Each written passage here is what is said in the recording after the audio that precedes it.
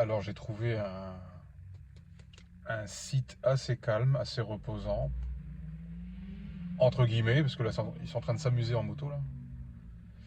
Je suis sur le point le plus haut de mon coin, et donc je profite qu'il fasse encore assez de soleil pour pouvoir filmer, parce que j'ai pas forcément le temps en journée, et les journées vont commencer à être de plus en plus courtes. Donc ça va être une vidéo assez longue. Un pote m'a demandé de parler du MK677, autrement appelé l'ibutamoren ou le Nutrobal. Mais le Nutrobal, c'est plutôt la sphère anglophone. On dira plutôt MK677. Alors, c'est quoi le MK677? Le MK677, tout simplement, on le fout dans la catégorie des SARMs. Mais c'est pas un SARMs. C'est un sécrétagogue de GH et d'IGF-1, dans une certaine mesure. Comment ça se passe? Donc déjà c'est par voie orale. Par voie injectable, c'est pas intéressant. Est-ce que vous prendriez vous de la créatine injectable? Non, c'est pas intéressant. En plus pour le prix que ça coûte, je vois pas l'intérêt. Donc là c'est sous forme orale, c'est des gélules. C'est très simple, hein. On met une gélule dans sa bouche et on avale avec de l'eau ou de la bouffe, hein. Je ne vais pas vous faire un dessin, mais dans l'idée c'est ça, c'est sous forme orale. Ça existe aussi sous forme de gouttes orales aussi.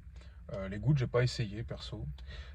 Oui, très important. Tout ce que je dis dans cette vidéo n'est que pure imbécilité.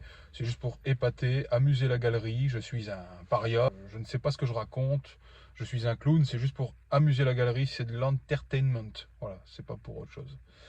Donc tout ce qu'il y a dans cette vidéo n'est à prendre qu'à la légère, c'est pas du sérieux, voilà, n'écoutez pas, ne faites pas de PEDs, attention aux compléments alimentaires, la créatine c'est mal et vous allez vous brûler les reins, voilà. Donc à ne pas prendre au sérieux, tout ce que je raconte dans cette vidéo, c'est juste de la clownerie, voilà. Donc le MK677, à ne pas confondre avec le nouveau MK777, qui est l'acétamorène. Je connais pas, j'ai pas essayé. Apparemment, c'est la même chose, mais avec moins d'effets secondaires.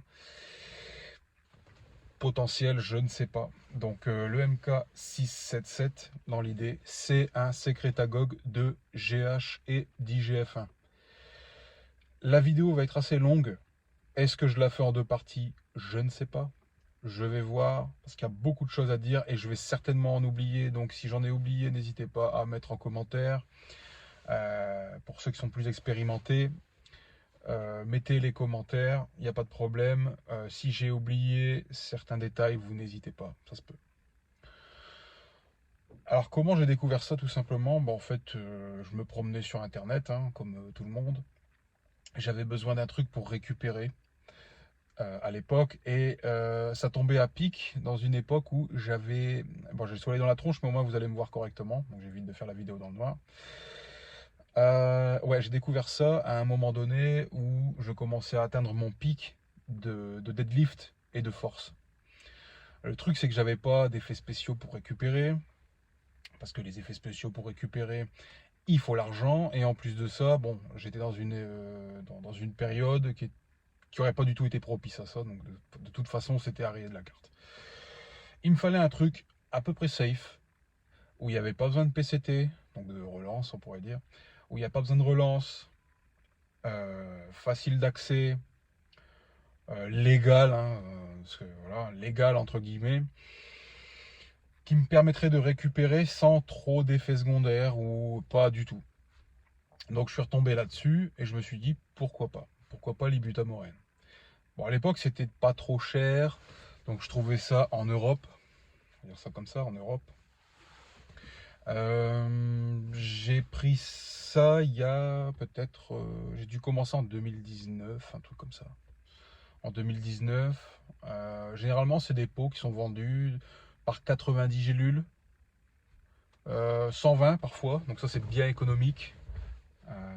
Bon, ça se trouve beaucoup moins et quand tu les trouves aujourd'hui, c'est beaucoup plus cher. Parce que bon, dans le milieu des compléments, ça se gave, mais bien comme il faut. Donc bon, il reste encore des sites où tu peux les trouver à peu près d'un prix correct, mais c'est pas partout. C'est devenu onéreux pour tous les compléments. Même l'Ostarine maintenant que tu trouvais à, je sais pas, 28-30 balles, qui est aujourd'hui à 60 livres sur certains sites. 60 livres, hein. C'est cher pour ce que c'est. Enfin, le MK677, donc sécrétagogue de GH, c'est quoi le but? Donc le but premier, c'est la récupération.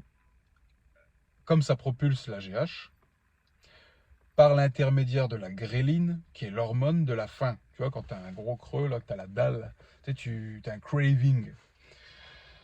Et bien c'est la gréline s'active. Et quand elle s'active, tu as faim. Donc, je ne détaillerai pas tout, hein. Je rappelle, je ne suis pas médecin, je ne suis pas psychiatre, je ne suis pas docteur, comme les Américains, c'est tous des docteurs. Docteurs, acteurs, dentistes, ils sont tous cosmonautes, avocats, tout en même temps. Moi, l'idée, c'est que je vous parle de ça avec mon expérience, avec mes mots, pour pas compliquer la chose. C'est aussi simple que ça, on va pas commencer à partir dans des détails, les pathways, de comment le truc se décompose, un tel hormone pour venir se transformer en GH, c'est pas mon truc, je vous raconterai pas ça comme ça. Voilà, en gros, c'est ça se transforme en gréline, ça active la gréline dans l'estomac pour venir se transformer entre guillemets en GH et en IGF-1. Ça serait l'équivalent en hormones de croissance à une injection de 1 à 5 units de GH.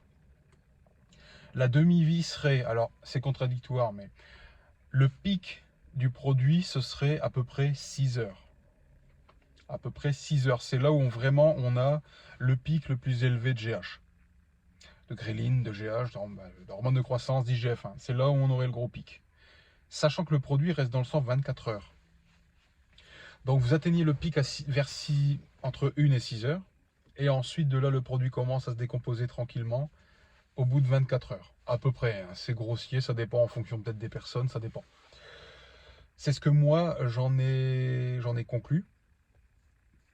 Et ce que j'ai regardé de droite à gauche sur Internet aussi. Bon, c'est à peu près ça. Le problème avec ça, c'est que c'est instable. C'est-à-dire que ton pic de GH, tu peux l'avoir n'importe quand. Donc, il est assez rapide. D'après moi, il est très rapide. Moi, je le prends en pré-workout. Pourquoi? Parce que la GH, tu peux la prendre, le MK, tu peux le prendre pour plusieurs raisons. Une prise de masse, on verra ça après, une prise de masse grasse aussi. Tu peux prendre ça dans un cadre de récupération musculaire et nerveuse, parce que ça fait dormir en fait. Ça améliore le sommeil. Je vais venir, après tout ça, je fais l'historique avant. Ça améliore le brûlage des graisses, mais ça on va voir aussi, c'est pas du tout fait pour ça. À moins que ça fasse ça sur vous, mais moi ça fait pas ça du tout. Donc récupération des articulations, des blessures, réparation des blessures, donc ça c'est intéressant. Quand vous avez des problèmes de dos ou autre, ça peut permettre une meilleure récupération par le fait d'un meilleur sommeil, d'une meilleure récupération au niveau, je sais pas, de la cicatrisation ou autre. Ça se transforme en GH, donc ça a les effets positifs de la GH. Pas comme un vrai produit, je sais pas, que ce soit un générique ou du pur HGH, mais vu le prix que ça coûte, on a au moins l'avantage de l'hormone de croissance sans devoir passer par les injections et par le prix d'un cycle d'hormones de croissance qui est assez onéreux. Si vous connaissez les produits, vous savez que c'est très cher. Ça peut monter à 600 € par mois les injections. Sachant qu'en plus, parfois, c'est par fragment. Enfin, si vous connaissez le truc, une fois que vous piquez, vous venez prélever en gros dans la fiole le mélange que vous venez faire, hein, ça dure pas longtemps. Donc limite, il y a les mecs qui se mettent 10 units d'un coup. Donc je vous laisse imaginer un petit peu le prix d'un cycle. C'est cher. Allez, je suis parti boire un coup parce que j'ai soif. Le café de tout à l'heure m'a assoiffé. Donc, pour continuer mon petit historique là, j'avais besoin de récupérer pas mal. Je m'étais niqué le dos à un moment donné parce que trop de training, trop de stress, trop de merde dans ma vie. Il me fallait un truc pour récupérer, donc j'ai commandé ça. En plus, la première fois que j'ai acheté ça, c'était une très bonne qualité. Je ne donnerai pas de marque, évidemment, parce que ça sert à rien, hein. On n'est pas là pour faire la promotion du truc. Ne prenez pas ça. Voilà, ne prenez pas ça. C'était une très grande qualité de produit. En fait, j'ai acheté limite la meilleure marque au bon moment. Ça venait d'Angleterre. Bon, j'avais payé un certain prix, mais je me suis dit pourquoi pas. J'ai pris ça. J'ai noté tout de suite une faim incroyable. C'est-à-dire une envie de manger qui est hors du commun. C'est-à-dire si par malheur tu as faim et quelqu'un dans la rue vient te dire bonjour monsieur, il y a deux options. Soit tu lui réponds bonjour et tu tasses ta faim, tu te calmes, ou alors tu lui croques le nez ou une oreille, tu deviens littéralement cannibale à la moindre embrouille. Tu crèves la dalle. Tu as faim. Pour rappel, ça active la gréline, l'hormone de la faim. Je vous la fais avec mon langage tribal primitif, hein. J'essaie de pas compliquer le truc. On n'est pas tous docteurs ici. J'ai noté automatiquement une pompe musculaire qui est totalement débile. C'est-à-dire que j'avais jamais rien pris de particulier. Et ça a été automatique. C'est-à-dire que tu t'entraînes, tu as une pompe. En plus, j'étais sec à l'époque, j'étais beaucoup plus sec. Donc ça se voyait beaucoup plus vite. La récupération, excellente. C'est-à-dire que les courbatures habituelles de 3-4 jours, c'est divisé par 2 voire 3. Donc tu gardes ça une journée et puis c'est terminé. J'ai noté une prise de force, pas dramatique, mais une belle prise de force. Donc est-ce que c'est le produit en lui-même à la base ou est-ce que c'est le fait que tu dors mieux? Je pense que c'est un mix de tout ça. Une plus grande endurance, ouais. Une plus grande endurance, une possibilité d'aller chercher plus de reps, d'aller chercher le petit truc en plus. J'ai noté, comme tous les PED, une meilleure capacité de recrutement, un meilleur feeling musculaire, c'est-à-dire que tu sens mieux ton muscle à l'étirement et à la contraction. Tu as un meilleur contrôle du muscle. Je sais pas comment expliquer ça, mais on sent qu'on vient travailler le muscle, qu'on le recrute. Ça, c'est exceptionnel. Ça, c'est génial. Et c'est ce qu'on veut. C'est comme si tu avais d'entrée dans le pec, par exemple, 10-20 grammes de citrulline par nichon. Donc ça, c'est fantastique. Ça, c'est génial. Bon, après, avec le temps, forcément, tu ressens un peu moins la chose dans le temps, parce que bon, le corps s'habitue au produit et tu as tendance à moins sentir le truc que tu prends. Même les plus gros dopés pourraient te le dire. N'importe quel produit que tu prends, tu sens plus rien. Une fois que tu as sursaturé les récepteurs et puis que tu es juste habitué, c'est comme prendre 2 Doliprane. Je te raconte une connerie, mais t'as mal, tu prends 6 grammes de Doliprane répartis sur une journée, au moment donné, tu finis par plus le sentir. C'est exactement la même chose. Bon, je reviens avec mon eau pas chère, hein. Je vais reprendre mes notes. Je vais faire des petites pauses vidéo parce que il y a trop de trucs à dire sur le MK en fait. Donc la vidéo va durer facile une demi-heure si c'est plus, donc je vais peut-être la faire en 2 parties comme je disais tout à l'heure. Ouais, donc l'expérience était plutôt positive. Et elle l'est toujours d'ailleurs. C'est un produit que je prends. Alors, est-ce qu'il faut le prendre à l'année? Est-ce qu'il faut le prendre en cycle? Moi, je suis d'avis de, peu importe le produit, même les compléments alimentaires, pour certains compléments, que ce soit les plantes ou autres, de prendre ça par cycle. Je suis pas du genre à prendre un truc toute l'année. Je trouve ça débile comme idée.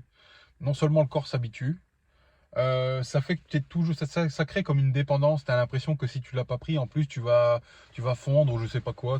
Moi perso, je vois pas les choses comme ça. Mais il y a des gens qui pourraient devenir zinzin avec ça, se dire ah mais je le prends plus donc j'ai plus de résultats, tu vois un peu. Il y a un aspect psychologique là-dedans aussi, mais bon, ça après il faut pas être débile. Moi je le vois plus dans l'aspect récupération. Récupération, sommeil plus. Avec ça, ce que j'aime, c'est que on est sur les points positifs. Le positif là-dedans, ça fait pas de traces, c'est merveilleux. Le positif là-dedans, c'est qu'en fait, même si tu dors 5 heures, parce que les premières fois que je l'ai pris, je dormais pas beaucoup. Donc je prenais ça aussi pour récupérer du côté sommeil. Quand tu prends ça et que tu dors par exemple 6 heures pendant un mois, bah, tu as la récupération de quelqu'un qui aura dormi 9 heures par nuit. C'est la sensation que ça me fait. Donc je peux peut-être me tromper, mais bon. après pas mal de cycles sous la ceinture, je pense que je suis quand même amené à pouvoir témoigner de ce que ça fait. Donc oui, meilleure récupération, meilleur sommeil, je te dirais même jusqu'à un certain point, des rêves plus profonds. J'ai l'impression que ça, ça propulse le sommeil profond à un point où les rêves sont un peu, tu sais, quand tu prends un mélange GABA, mélatonine à haute dose, tu peux tu peux te retrouver dans les tranchées, à boire du café et faire de la trottinette en même temps dans le no man's land. Tu sais, un peu les rêves complètement débiles, là. Bah, c'est ça. Point positif, encore une fois, qui peut être négatif, quand même ça se transforme en hormone de croissance à un certain degré. Plus belle peau. Plus belle peau, moi je le prends pas pour ça, hein. Moi j'ai jamais estimé avoir une peau incroyable de toute façon. Mais peau plus lisse, plus line, plus claire, plus... C'est censé rajeunir, enfin rajeunir. Pas rajeunir, mais donner une apparence plus jeune à la peau et une apparence plus jeune globale chez les gens en général. Donc pourquoi pas, moi j'ai jamais cherché de plus jeune, hein. Je suis pas vieux, je suis pas vieux. C'est pas le but pour l'instant, c'est plus la récup. Donc une peau plus claire, plus nette, pas de boutons. Pas de boutons. Moi j'ai une peau de merde, donc la moindre merde que je vais manger, je vais faire des boutons assez facilement. Donc bière, une chips ou une crasse sucrée, mon corps va le rejeter assez vite et je vais faire des boutons facilement. Pas avec le MK. Avec le MK, je ne sais pas pourquoi, j'ai toujours gardé une peau plus clean, plus propre. Donc c'est un effet positif. Moi qui suis barbu, et qui aime avoir une repousse de poils, de barbe assez rapide, ça fait un superbe effet. C'est génial pour ça. Je ne dis pas que c'est comme un androgène qui va te faire pousser les poils et qui va t'en ajouter.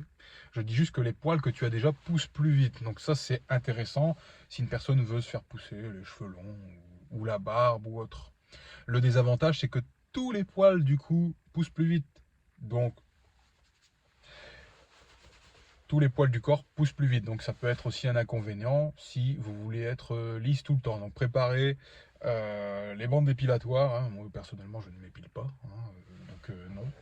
Mais ça peut être un avantage comme un inconvénient là-dessus. Passons au point négatif du truc, si ce n'est négatif potentiellement, parce que je n'ai jamais eu de problème avec ce produit. Pour commencer, le brain fog. Ça se transforme en hormone de croissance. Donc, qui dit hormone de croissance, qui dit certains side effects de l'hormone de croissance. Bon, là, on parle pas de 40 unités de GH par jour, hein. On n'est pas bodybuilder, ça reste un truc soft. Le brain fog, c'est-à-dire le nuage. Vous savez, quand t'es pas réveillé, tu dis putain, il me faut un café, là, absolument. Tu vois pas clair, là, tu te lèves, là, t'es dans la cuisine, là, tu confonds ton sextoys avec une tasse, enfin, tu sais plus trop. Donc, dans l'idée, c'est un peu ça. T'es complètement dans le brouillard pendant un laps de temps indéterminé, puisque le pic se fait de 1 à 6 heures très rapidement et ça peut être assez désagréable.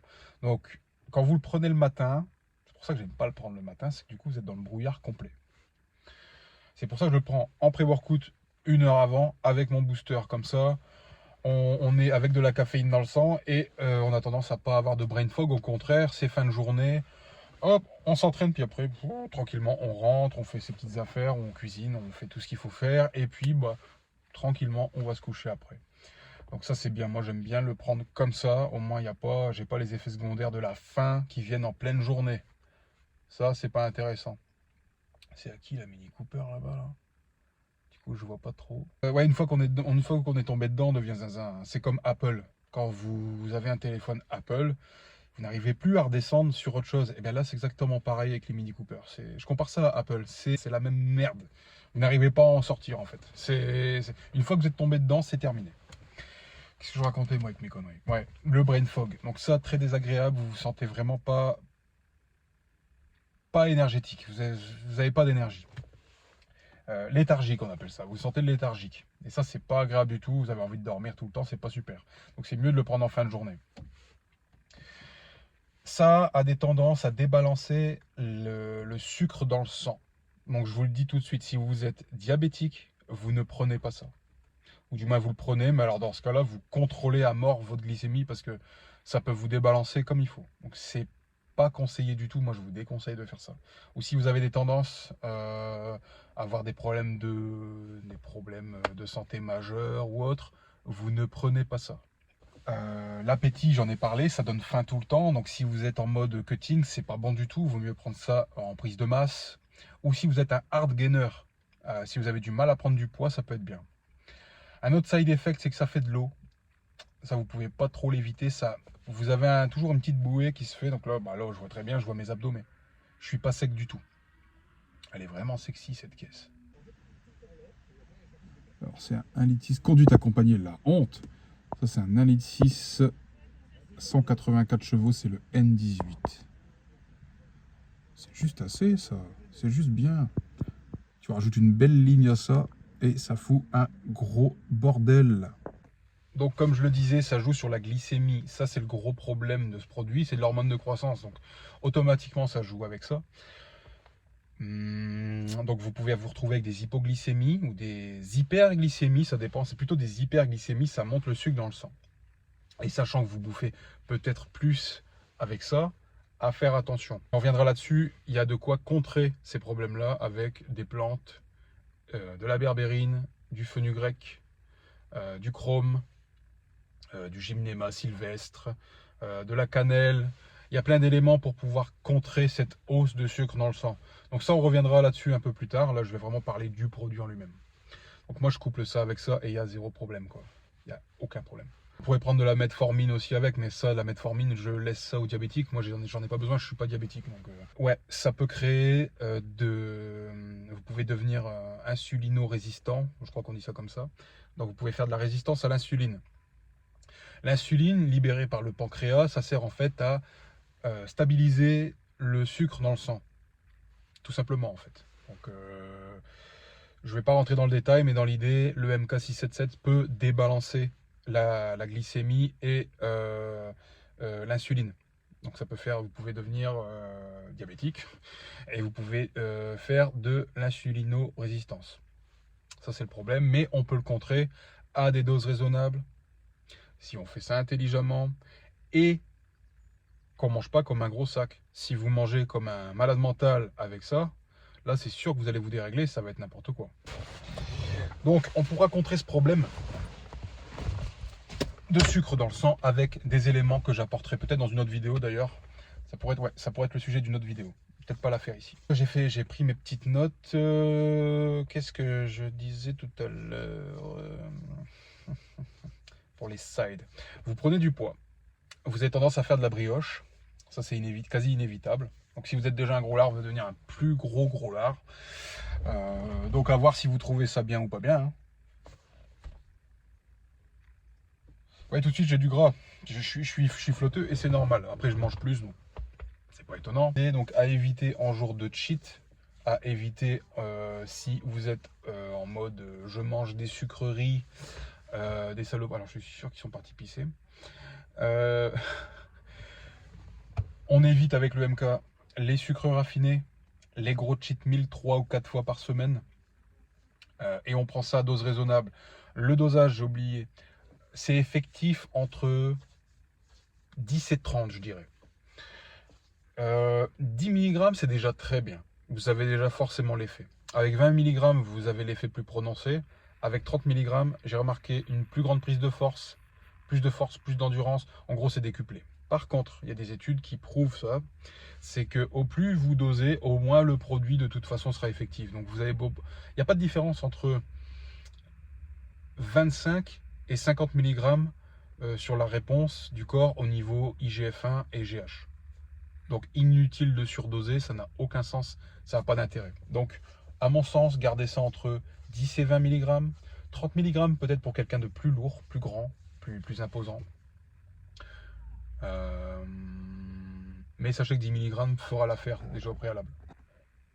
Bon, évidemment, après, c'est à vous de faire des tests. Est-ce que 10 mg c'est mieux? Est-ce que 20? Est-ce que 30? Moi, je dirais le maximum 25. 25, c'est le max. Perso, actuellement, je tourne... Alors, je fais des tests. C'est-à-dire que là, pour la première fois, je fluctue. Si je prends, par exemple, là, j'ai fait les épaules ce matin. Hier, j'ai cheaté, donc j'en ai pas pris. Et puis pour me sentir moins lourd aussi, je le prends moins souvent, j'en prends 5 fois semaine. Les jours de gros training, par exemple, épaules, bras, j'en prends pas forcément.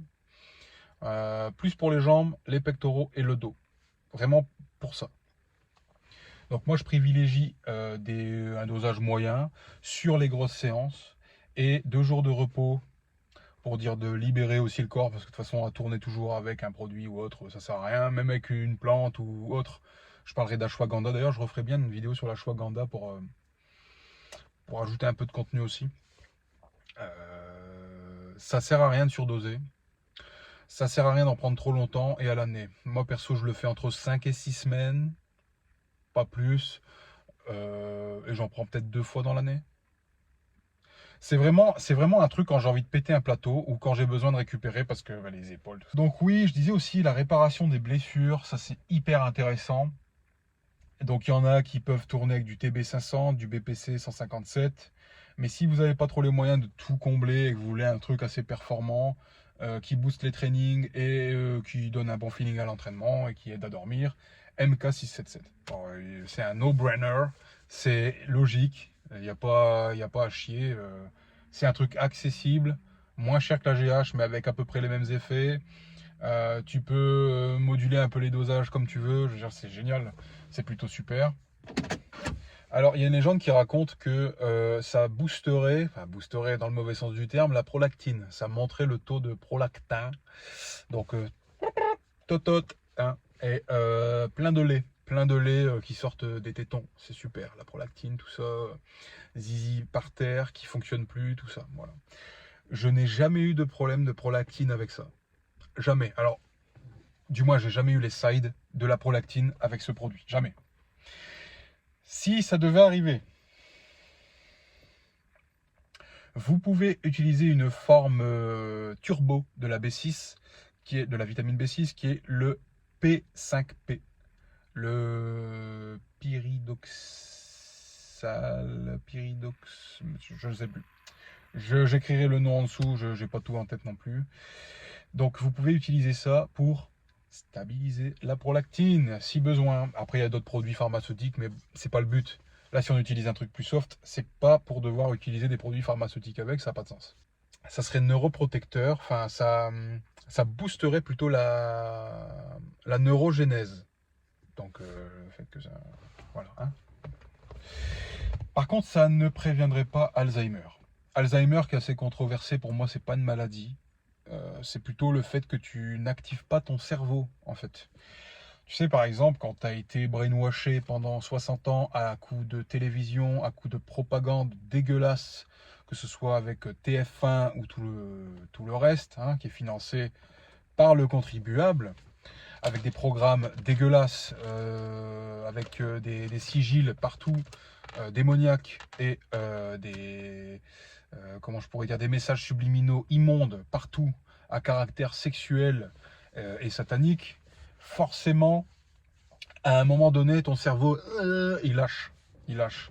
Parce que bon, entre utiliser son cerveau à étudier et jouer au Scrabble et à faire des mots fléchés, et regarder des personnages hauts en couleur hein, qui vous désinforment sur tout et n'importe quoi, c'est sûr qu'il y a une grosse différence. Donc il y a des gens qui finissent tellement niaiseux qui ont un cerveau dysfonctionnel. C'est ce qu'on appelle la maladie d'Alzheimer en fait. Il y a des gens qui ne seront peut-être pas d'accord avec moi, mais en fait c'est pas une maladie, c'est juste que le cerveau ne fonctionne pas correctement parce que tu l'as soit pas nourri, soit mal nourri, en gros. Avec des programmes télé, avec... c'est un manque du fonctionnement. Donc en fait, plus tu es resté à rien foutre, au plus tu ne fais pas travailler tes neurones, au plus tu as de chances de développer la maladie d'Alzheimer, tout simplement. D'ailleurs, il y avait un truc que j'avais vu, c'est qu'il fallait sniffer des huiles essentielles de romarin à cinéole pour éviter justement de développer Alzheimer parce que ça activait l'acétylcholine dans le cerveau. Donc les neurotransmetteurs se connectent à nouveau, mais en mode turbo.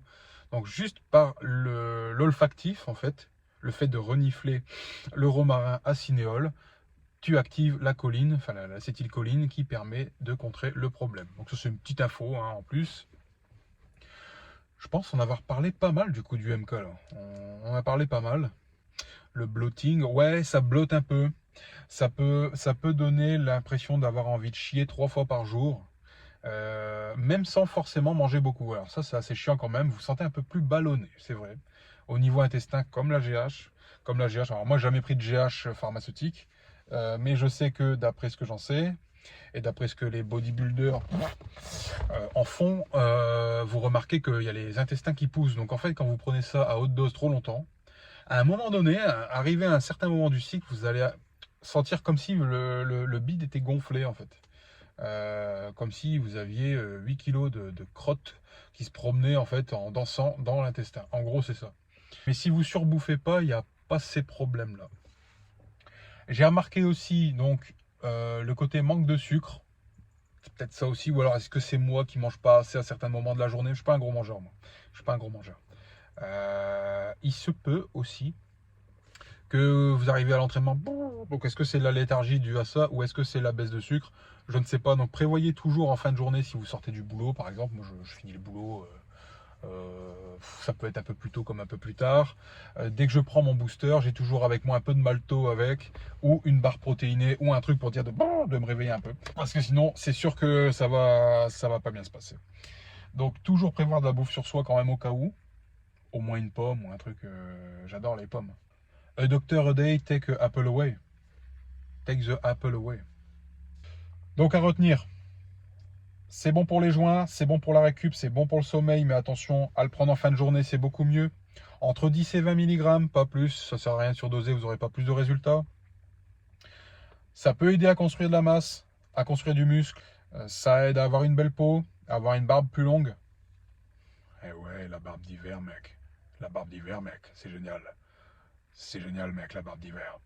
Par contre, si vous êtes chauve, malheureusement, il n'y a pas une meilleure repousse. Vous allez par contre vous raser beaucoup plus fréquemment. Non, le pénis ne rétrécit pas. Non, il n'y a pas d'impact sur la HPTA. Donc, vous n'avez pas les couilles en raisin. Donc, ça, c'est une très bonne nouvelle. Vous pouvez progresser sans arriver avec des raisins secs devant une fille. Donc, ça, c'est génial. Hein, c'est fantastique. Parce qu'on n'a pas envie d'arriver avec un fifi. Avec un fifi comme ça. Et juste avec un beau sourire, hein, ça, je vous le dis, ça ne fonctionne pas. Ça ne sera pas assez. Ça ne sera pas assez. Voilà des motos, donc ça va être le bordel. Pour pas vous le cacher, hein, j'avais plus envie de faire de vidéos. Pour des raisons X et Y. Mais là, je suis très content. J'ai comme un reboost. J'ai envie de refaire des vidéos et de vous parler, de communiquer ce que je sais et de vous retrouver tout simplement. Ça me fait du bien et je pense que c'est le moment maintenant de reprendre. Je pense que j'avais besoin de faire un break parce que j'avais d'autres choses à régler. Et là, je suis reparti. Et en tout cas, à ceux qui m'ont envoyé des messages sur Instagram et autres, sachez que je suis très content de vous retrouver. Bonne semaine à tous et à la prochaine.